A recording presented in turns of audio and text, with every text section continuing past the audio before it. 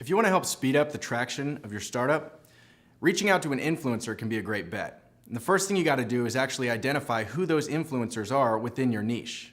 Now, an influencer doesn't have to have thousands or hundreds of thousands of followers. In fact, sometimes influencers with an engaged audience of 500 people is going to be sufficient to give your business noticeable lift. So if you want to identify which influencers are going to be best for your business, start out with a basic Google search. Search for the keywords that relate to your business and see which results end up at the top.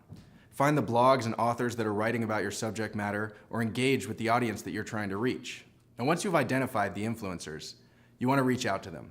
But you got to be careful because you don't want to sound spammy, like you're just pushing your product, even if that is what you're doing.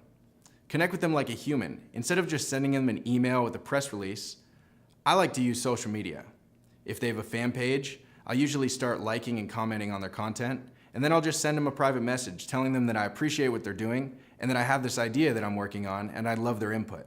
Saying something like I love your input or I'd really like you involved with this is going to be a lot better than just asking for something because it makes people feel involved. After you've reached out to the influencers and they start tweeting or writing articles or reviews about your product, you want to measure the results, and that's not always easy to do. My favorite way is using Bitly or a link tracking platform so that I can see what kind of traffic volume they're bringing to my website or app in the iTunes store or anything like that. Reaching out to influencers and getting them behind your project can be a great way to reach your niche audience.